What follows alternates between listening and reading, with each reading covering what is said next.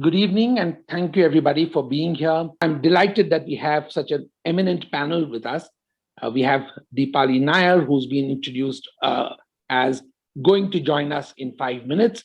We have Sarika Naik, who's with Capgemini. We have Prabjeet Singh, who's with Cisco, and we have Prasenjit Roy, who's with NTT.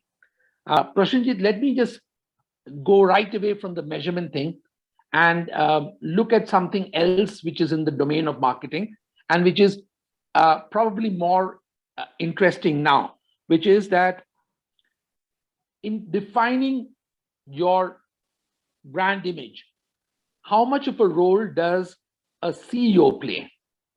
And how much room and flexibility do you have as country holders of the brand value?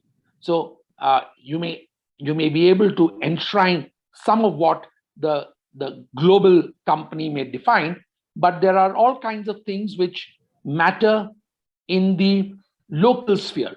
Some things matter more, some things matter less. In some countries, government matter more. Some countries, government matter totally. So how do you see that? And what role do you, in your own company, so that those again listening, and we are always focused on those listening, can get a sense of the difference between companies. You may be in one kind of domain at the moment. So share with us a little bit about that, if you will. Thanks, Deepali. Thanks, Dilip. Pleasure to be here. And I heard about the perspective from my fellow panelists. In fact, I just want to, before I answer the question, Dilip, I just want to go back to what Deepali and Prabjeet said. And they talked about awareness, familiarity, consideration. Very true. I would like to add one more to it, and that is advocacy. Okay, so advocacy is also one element that needs to be measured, and it comes as a part of the entire brand track score. And advocacy is giving even prominence as days goes by. Yeah, coming back to your question, Dilip, is so in this age of transparency and constant feedback, brand management will safeguard company's reputation and create trust with even the most critical audiences. And it begins with the CEO. Okay, CEO's personal brand reflects the company's values and lends credibility to everyone else on the executive team. I think the CEO is a defining personality for a company, irrespective of the size of the organization. Customers make their assessment based on the founder or CEO's image, and the C-suite has to revolve around it. Okay, the CEO has to periodically interact with the internal teams, the sales teams, the marketing communications team, and also with the clients to have a real-time understanding of how the company is perceived by various stakeholders.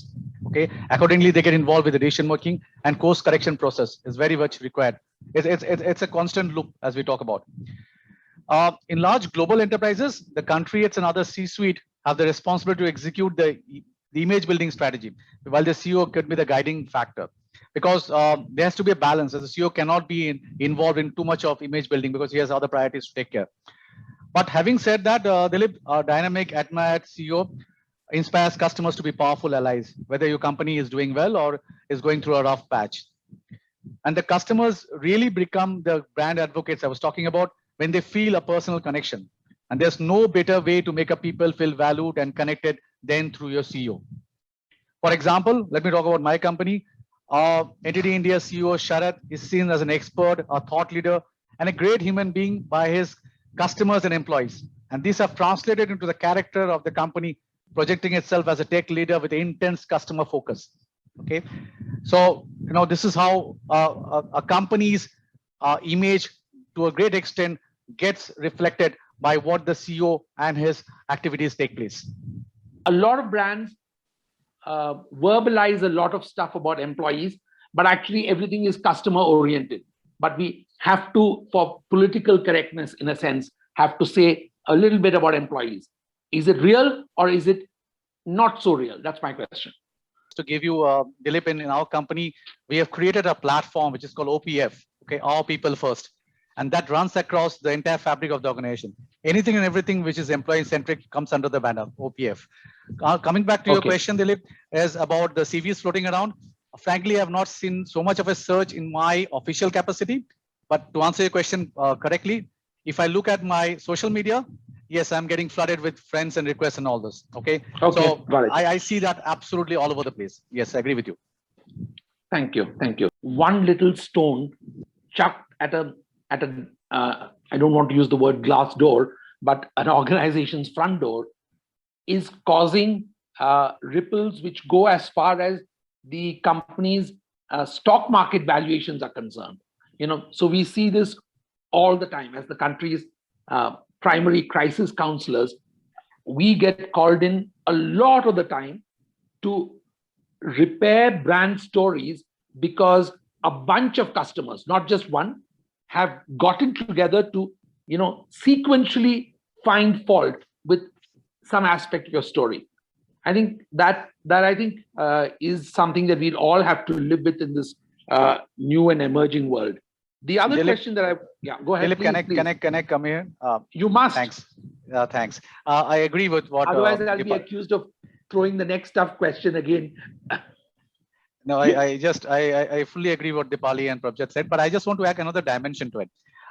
So in the storytelling, the canvas and the medium remains the same, but what has changed or is changing right now is the characters. Okay. Earlier it was talking about the company.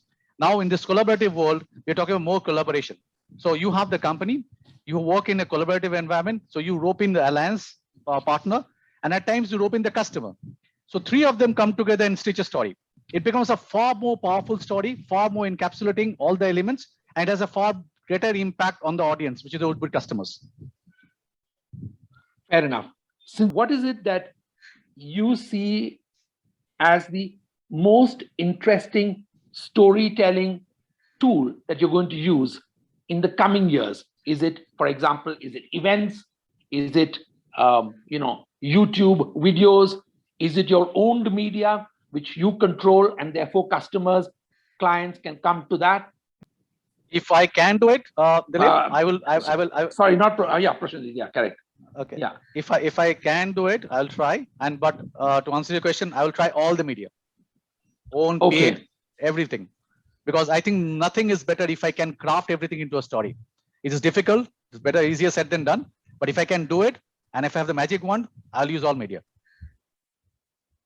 Thank you very much, all of you, for being so responsive, for being also great fun to be with. Thank you. And I look forward to catching up with you either in person or virtually again. Absolutely. Precious mind. Thank you. Thank you very much.